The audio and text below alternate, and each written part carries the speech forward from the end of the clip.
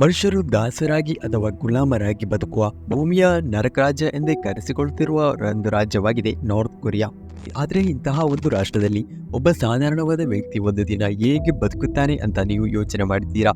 ನಾವು ಯೋಚನೆ ಮಾಡುವುದಕ್ಕಿಂತಲೂ ದುರಂತವಾಗಿದೆ ಅವರ ಜೀವನ ಅಲ್ಲಿ. ಹಾಗಾದ್ರೆ ಇವತ್ತಿನ ಈ ವಿಡಿಯೋ ಭಾಗದಲ್ಲಿ ನಾವು ನಾರ್ತ್ ಕೊರಿಯಾ ಎನ್ನುವ ನರಕ ರಾಜ್ಯದಲ್ಲಿ ಒಂದು ಸಾಧಾರಣ ವ್ಯಕ್ತಿಯ ಒಂದು ದಿನ ಹೇಗೆ ಇರುತ್ತೆ ಎನ್ನುವುದನ್ನು ಈ ವಿಡಿಯೋದಲ್ಲಿ ತಿಳಿದುಕೊಳ್ಳುವ. ನಮಸ್ಕಾರ, ಇದು ನನ್ನ ಕನ್ನಡಿಗೆ ಹೊಸದೊಂದು ವಿಡಿಯೋಗೆ ಎಲ್ರಿಗೂ ಸ್ವಾಗತ. ಇಂತಹ ಇಂಟ್ರೆಸ್ಟಿಂಗ್ ಆಗಿರುವ ಸುದ್ದಿಗಳಿಗಾಗಿ ನಮ್ಮ ಚಾನೆಲ್ ಅನ್ನು ಈಗಲೇ ಸಬ್ಸ್ಕ್ರೈಬ್ ಮಾಡಿ.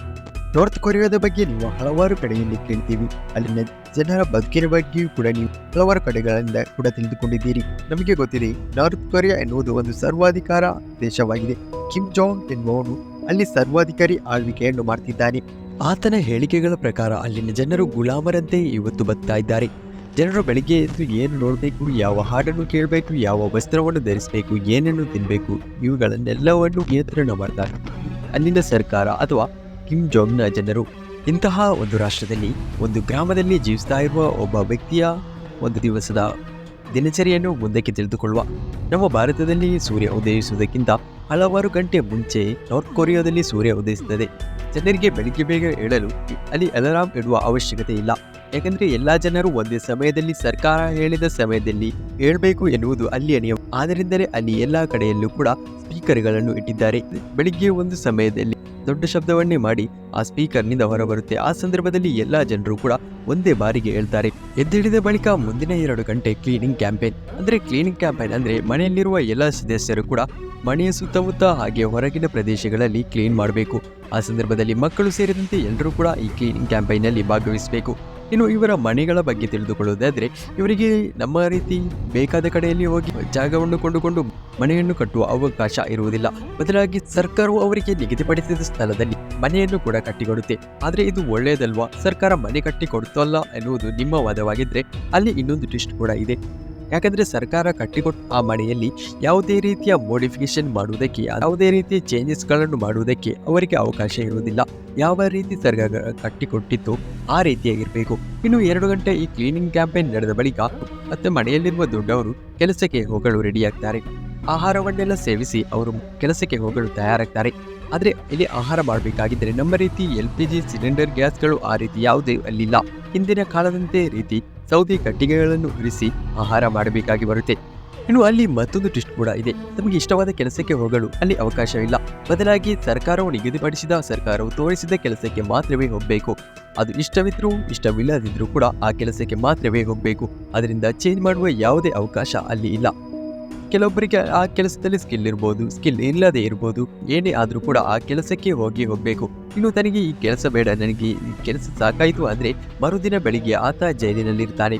ಇನ್ನು ಜೈಲಿಗೆ ಹೋದ್ರೆ ಒಳ್ಳೇದಲ್ಲ, ಇಲ್ಲ ಅಲ್ಲಿ ಊಟ ಸಿಗುತ್ತೆ, ಊಟ ಮಾಡಿ ಮಲಗಬಹುದು ಅಂತ ಅನಿಸಿದ್ರೆ ಅಲ್ಲಿ ಮತ್ತೊಂದು ಟ್ವಿಸ್ಟ್ ಕೂಡ ಇದೆ. ಅದು ಏನಂದ್ರೆ, ಅಲ್ಲಿನ ಜೈಲುಗಳು ಅಂದ್ರೆ ನಮ್ಮ ಹಳೆ ಕಾಲದ ಬ್ರಿಟಿಷರ ವಿರುದ್ಧ ಹೋರಾಡ್ತಾ ಇದ್ದ ಆ ಸಂದರ್ಭದಲ್ಲಿನ ಕಾನ್ಸಂಟ್ರೇಷನ್ ಕ್ಯಾಂಪೇನ್ಗಿಂತಲೂ ಅತಿ ದೌರ್ಜನ್ಯವಾಗಿ ಅಲ್ಲಿ ನೋಡ್ಕೊಳ್ತಾರೆ.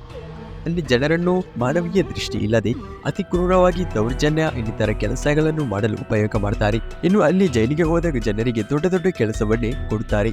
ಆದ್ದರಿಂದಲೇ ಅಲ್ಲಿನ ಜೈಲಿನಲ್ಲಿ ವರ್ಷಕ್ಕಿಂತ ವರ್ಷ ಸಾಯುವವರ ಸಂಖ್ಯೆ ಹೆಚ್ಚಾಗಿ ಹೋಗ್ತಾ ಇರುತ್ತೆ. ಇನ್ನು ಜೈಲಿಗೆ ಹೋಗೋದು ಬೇಡಪ್ಪ, ಕೆಲಸಕ್ಕೆ ಹೋಗುವ ಅಂದ್ರೆ ಕೆಲಸ ಇನ್ನೂ ಕೂಡ ಕಷ್ಟಕರವಾಗಿ ಇರುತ್ತೆ.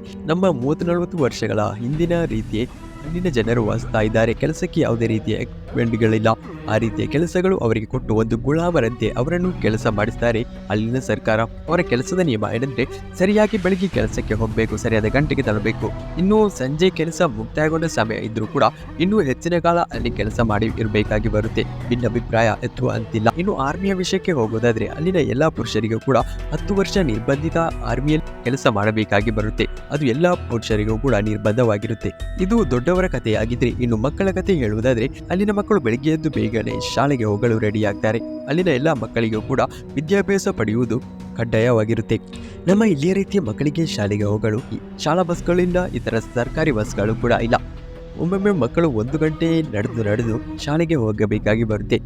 ಇನ್ನು ಅಲ್ಲಿನ ಶಾಲೆಯ ವಿದ್ಯಾಭ್ಯಾಸದ ಬಗ್ಗೆ ನೋಡುವುದಾದ್ರೆ, ಅತಿ ಕಳಪೆ ಗುಣಮಟ್ಟದ ವಿದ್ಯಾಭ್ಯಾಸವನ್ನು ಅಲ್ಲಿ ಕೊಡ್ತಿದ್ದಾರೆ ಅಂತಾರೆ ವಾರ್ತಾ ಮಾಧ್ಯಮಗಳು. ಅಲ್ಲಿ ಸುಮ್ಮನೆ ವಿದ್ಯಾಭ್ಯಾಸ ಎನ್ನುವ ಹೆಸರಿನಲ್ಲಿ ಯಾವುದೇ ರೀತಿಯ ಮಕ್ಕಳಿಗೆ ಒಳ್ಳೆಯ ರೀತಿಯಲ್ಲಿ ಯಾವುದೇ ವಿದ್ಯಾಭ್ಯಾಸವನ್ನು ಸೈನ್ಸ್ ಆಗಿರಲಿ ಮ್ಯಾಥ್ಸ್ ಆಗಿರಲಿ ಯಾವುದೇ ರೀತಿಯದೇ ಒಳ್ಳೆಯ ರೀತಿಯಲ್ಲಿ ಮಾಡ್ತಾ ಇಲ್ಲ ಎನ್ನುತ್ತಾರೆ ವಾರ್ತಾ ಮಾಧ್ಯಮಗಳು.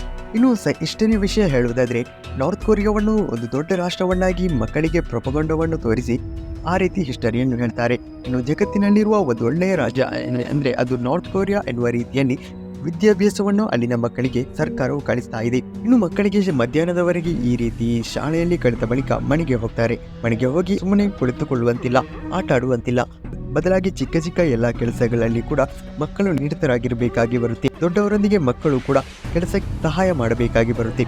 ಇವುಗಳೆಲ್ಲವೂ ಆದ ಬಳಿಕ ಸಂಜೆ ಹೊತ್ತು 6-7 ಗಂಟೆ ಆಗುವ ವೇಳೆಗೆ ಅವರಿಗೆ ಸರ್ಕಾರ ನೀಡಿರುವ ಸಣ್ಣ ಗುಡಿಸಲಿಗೆ ತಲುಪ್ತಾರೆ. ಮನೆಗೆ ತಲುಪಿದ್ರೂ ಕೂಡ ಮತ್ತೆ ವಿಶ್ರಾಂತಿ ಪಡೆಯುವಂತಿಲ್ಲ, ಮತ್ತೆ ಅವರ ಆಹಾರ ತಯಾರಿಕೆಗೆ ಬೇಕಾಗಿರುವ ಕಟ್ಟಿಗೆಗಳನ್ನು ಸಂಗ್ರಹ ಮಾಡುವ ಕೆಲಸಗಳು ಕೂಡ ಅವರಿಗೆ ಇರುತ್ತೆ. ಅದು ಅಲ್ಲದೆ ಅವರಿಗೆ ಕುಡಿಯಲು ಬೇಕಾಗಿರುವ ನೀರನ್ನು ಕೂಡ ಸಂಗ್ರಹಿಸಬೇಕಾಗಿ ಬರುತ್ತೆ. ಅದಕ್ಕಾಗಿ ಅಲ್ಲಿನ ಗ್ರಾಮೀಣ ಪ್ರದೇಶದ ಜನರು ತಮ್ಮ ಉಳಿದ ಸಮಯವನ್ನು ವ್ಯಯಿಸ್ತಾರೆ. ಇನ್ನು ಕರೆಂಟ್ನ ಬಗ್ಗೆ ಹೇಳುವುದಾದರೆ, ಎಲೆಕ್ಟ್ರಿಸಿಟಿ ಅಲ್ಲಿ ಇದೆ, ಆದರೆ ಅಲ್ಲಿ ಎಲೆಕ್ಟ್ರಿಸಿಟಿ ಯಾವಾಗಲೂ ಇರಲ್ಲ. ಹೆಚ್ಚಿನ ಸಮಯದಲ್ಲಿ ಪವರ್ ಕಟ್ಟೆ ಆಗಿರುತ್ತೆ.